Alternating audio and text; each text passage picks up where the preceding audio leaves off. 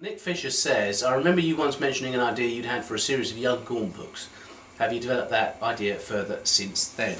That's still on the cards. My sort of schedule is pretty much filled with the stuff I'm doing at the moment. With between Horus and Gaunt, it's pretty busy. I'd like to do what we refer to laughingly as Little Gaunt at some point, to add, say, 3 or 4 books at the beginning of the cycle rather than trying to add them to the end would be very nice indeed.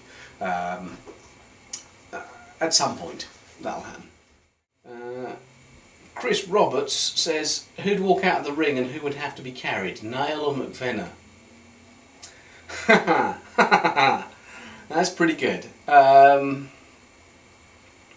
Well,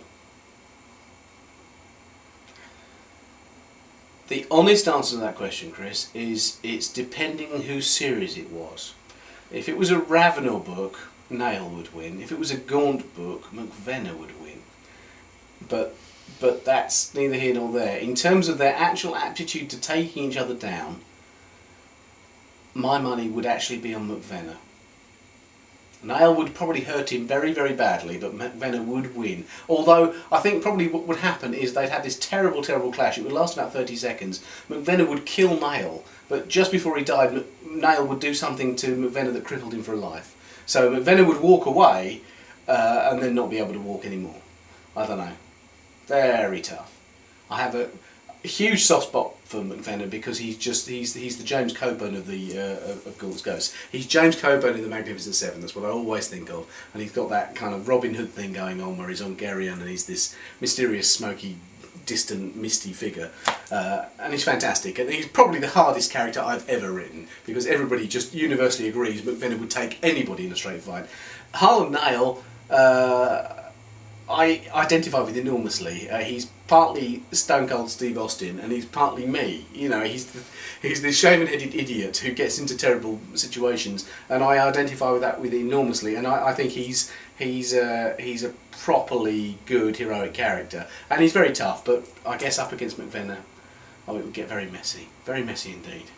How dare you ask me that? John, ever thought of writing Eldar or Marines? Well, I have written Marines. I've written Space Marines in the Horus books, in different ways. I know that's 30k, but that's the same sort of thing.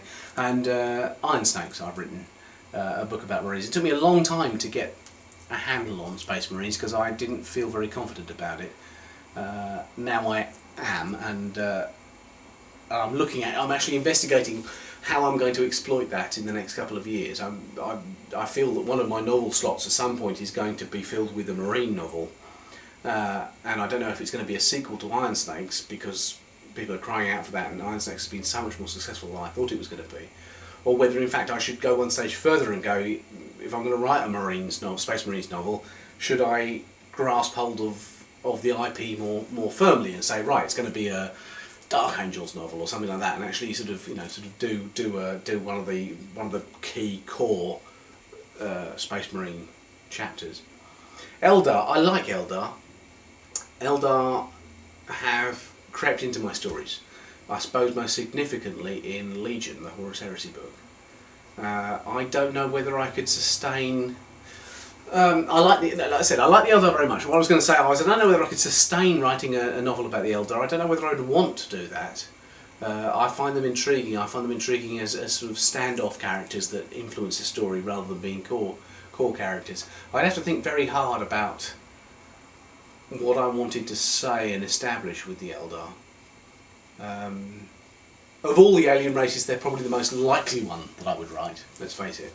But at this stage, I don't have a burning ambition to do it. But that's not to say that the Eldar won't feature in my books regularly. I just don't have the great Eldar novel yet. Stephen Poulter Bissett, big. Are you ever going to write for the Warhammer fantasy genre again? If so, what would be your fave subject and why? I've tended to be very much a 40k or 30k writer.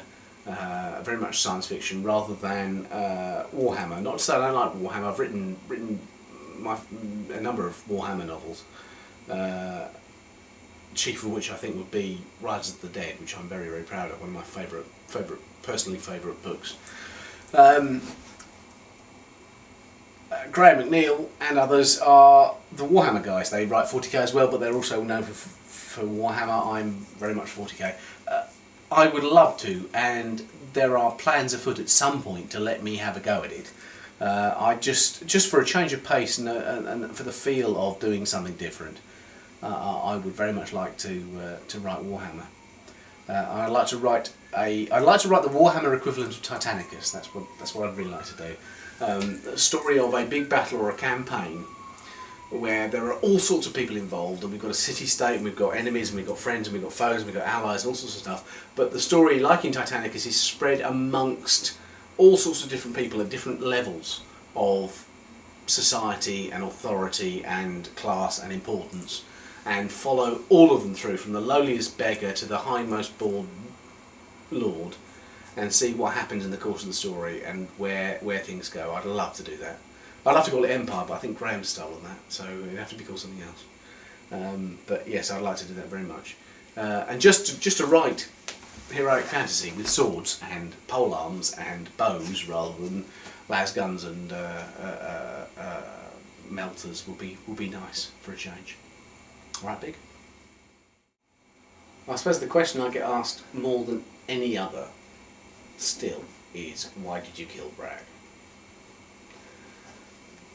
And the answer to that was, well, how can I put it? The answer to that was, we felt, and by we I meant me and Mark Gascoigne and the Black Library people, felt that it was about time a book that dealt in horrible total war had some kind of casualty that counted rather than just got swept under the carpet. So a major character had to die, and I quite deliberately and psychopathically picked Bragge to be the one who died. But as I ask everybody who asks me that question, did you care? Did you care that he died? And to a man or a woman, they all say, yes, of course I did, that's why I'm asking the question. And I say, well, that's why I did it. I wanted people to engage with these characters. The fact that they've engaged with this particular character, and indeed, therefore, by extension, all the others, the fact that it mattered that Bragge died, to me, is an enormous compliment, really. I made you care about these people, and they are inventions. And, you know, they're based on toy soldiers. But I made you care, and it mattered to you. And to all the people that were desperately upset by his death or the deaths of other characters whose names I'm not going to mention now for fear of spoiling things, I apologise, but it's all part of the way the stories work. And it's never done without the greatest of consideration. Sometimes characters die before I'm even prepared or ready or expecting them to die, but even so I still consider it very carefully to make sure it's the right thing that has happened. In the Armour of Contempt, for instance, I knew a character would die before the end, and it was going to be a completely different character. The character that died in the Armour of Contempt was not the one that I had singled out for execution. They were going to be it was going to be a completely different character. And in the end I realised it had to be, again I'm not going to spoil it, but it had to be the character that died. It had to be that one to make the book work. And that surprised me and shocked me. It was a character I wasn't intending to kill. But in the long run it mattered. So I did. But I never do it without some remorse, really. If you write character-driven stories, be they comics or novels, if you write those sort of stories and you get to the point where you are killing off a character, you cannot help but be involved and affected by it, which is the way it works. Otherwise you're sort of a fairly bloodless, unemotional person, I think.